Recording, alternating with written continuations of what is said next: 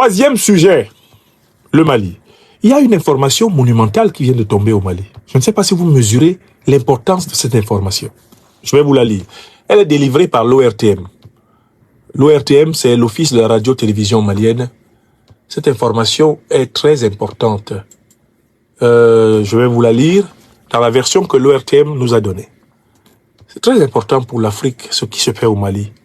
Le Mali, c'est la capitale de l'Afrique des libertés. Nous n'y avons pas par hasard légalisé l'Institut de l'Afrique des libertés, qui est une association légale de droit malien. C'est que c'est le Mali qui est le point géographique de la conscience africaine du XXIe siècle contemporain. C'est de là.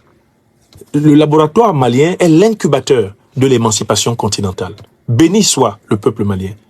Béni soient les autorités révolutionnaires panafricanistes maliennes. Béni soient les véritables serviteurs de l'émancipation africaine qui œuvrent maintenant au Mali.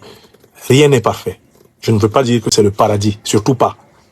Nous avons beaucoup de travail à faire, partout en Afrique, au Mali. Mais vraiment, ce pays donne beaucoup de raisons d'espérer du continent. Alors, de quoi veux-je vous parler? À Sanankoroba, le président de la transition, et je lis l'article publié il y a 23 heures par notre radio préférée, radio-télévision préférée africaine, l'ORTM.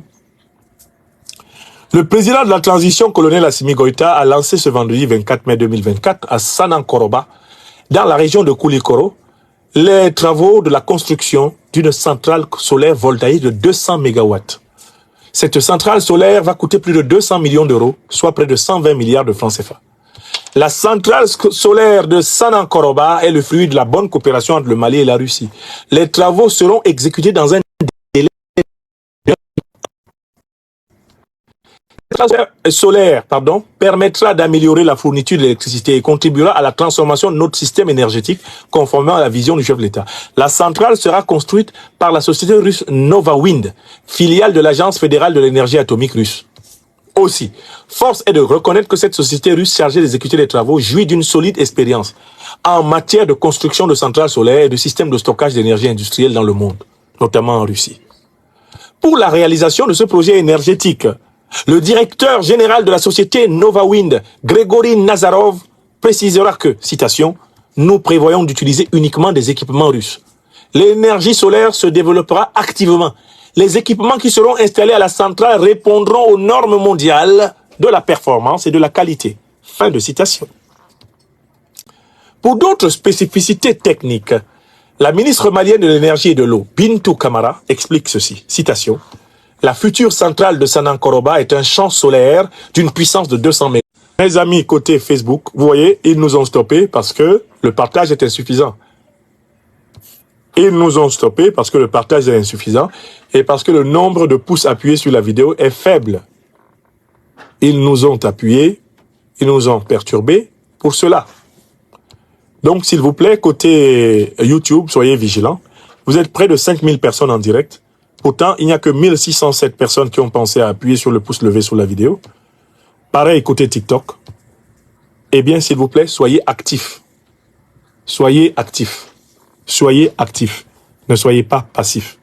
C'est toujours le rapport de force entre les machines ennemies et les machines amies qui se traduit par un déséquilibre de l'émission. Je continue. Je répète la dernière phrase. Il ajoute, le président Goïta, que cette construction des centrales vise à concrétiser notre souveraineté énergétique avant de saluer la résilience du peuple malien et l'engagement de la Fédération de Russie aux côtés du Mali en cette période difficile. Une troisième et dernière fois, il ajoute que ces constructions des centrales visent à concrétiser notre souveraineté énergétique avant de saluer la résilience du peuple malien et l'engagement de la Fédération de Russie aux côtés du Mali en cette période difficile. Voilà un extrait de cet article dont j'ai ici. Alors, qu'a-t-il été ajouté? Je regarde s'il y a un dernier paragraphe. Au dire des spécialistes, le projet solaire de Sanankoroba sera conçu pour une exploitation stable de 20 ans. Mais après 10 ans d'exploitation, il sera transmis sous contrôle total du ministère malien de l'énergie et de l'eau. En plus de la forte mobilisation de la population, la cérémonie de lancement des travaux de cette centrale a enregistré la présence de plusieurs personnalités, dont le Premier ministre, le président du Conseil national de transition, des membres du gouvernement et des diplomates accrédités, dont l'ambassadeur de la Fédération de Russie au Mali. Bon.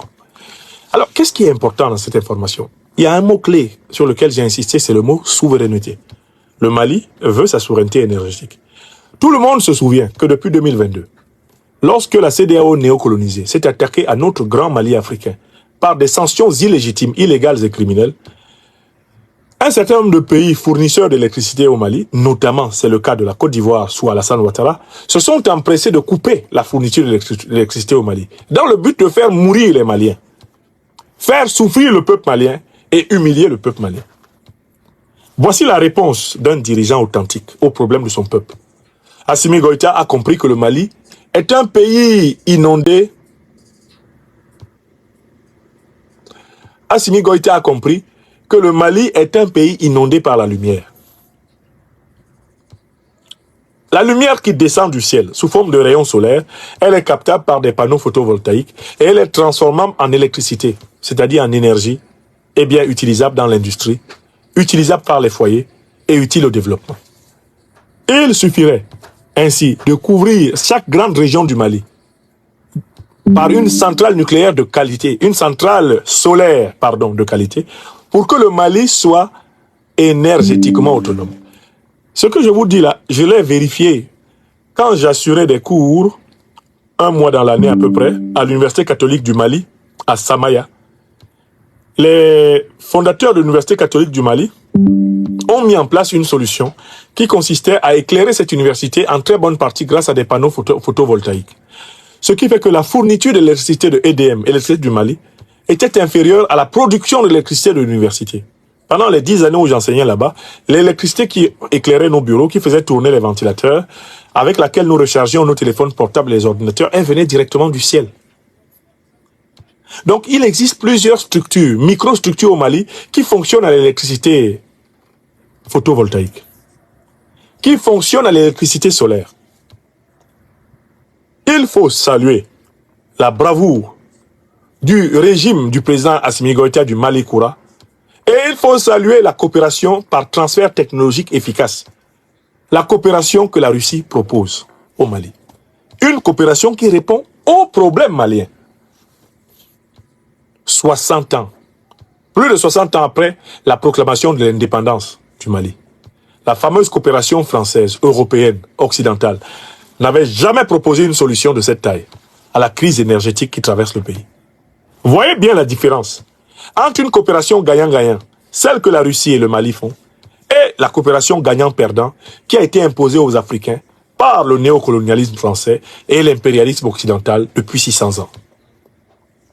Il faut saluer les bonnes œuvres qui sont accomplies. Mais, comme je suis un serviteur et un fils du Mali, je voudrais rappeler ici que j'ai donné plusieurs conférences dans lesquelles je disais que le Mali, sous le président Assimi Goïta, pourrait accomplir son autonomie énergétique. Et je disais que l'une des certitudes qu'on pouvait avoir au Mali, c'est que rien que par l'énergie solaire, tout le Mali est éclairé.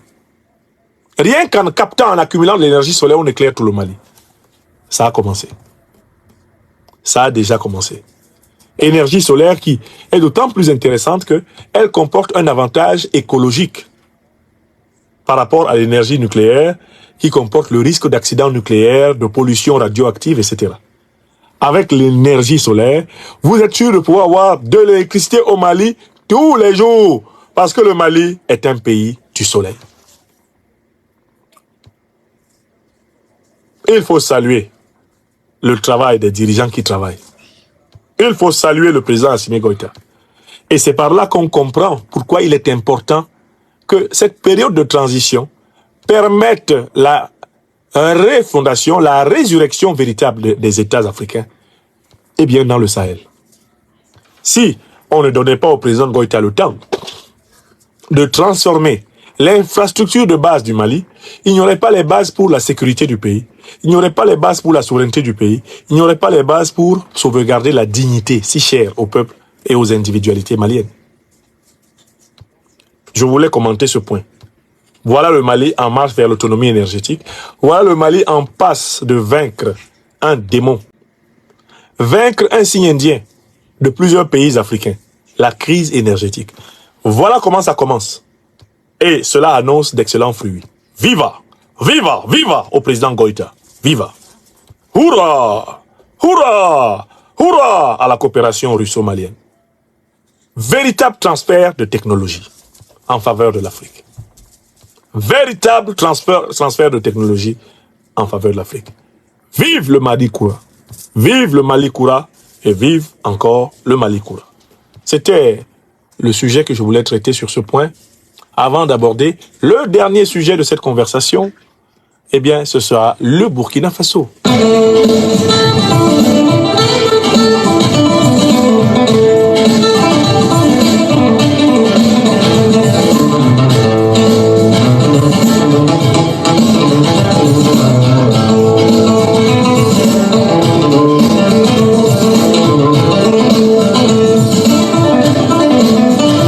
Chers téléspectateurs, vous avez été les témoins privilégiés de cette analyse politique profonde et inspirante avec le Dr Franklin Nyamsi. Maintenant, c'est à vous. Réagissez en commentaire, partagez vos réflexions et vos idées. Si cette vidéo vous a éclairé, n'hésitez pas à l'aimer et à la partager avec vos amis. Ensemble, nous construisons l'Afrique de demain. Restez connectés sur Afrique Diverse TV pour encore plus d'informations et de débats passionnants. À très bientôt.